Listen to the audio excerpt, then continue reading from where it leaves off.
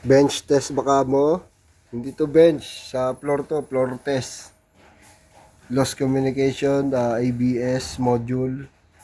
Pero ito, binench test natin sa labas. Okay siya eh. Nakikipag-communicate. So, communication from ECU ang wala. Nawawala. So, ito rin yung ignition supply nawawala din dun sa pinakang harness. So ayun ang ititrace namin, pero dito sa bench test gumagana eh.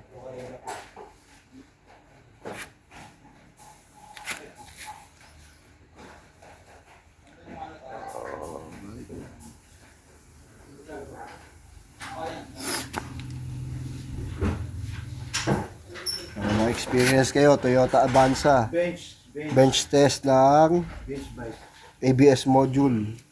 Yan. So, misdiagnose kami ni Brad Rio.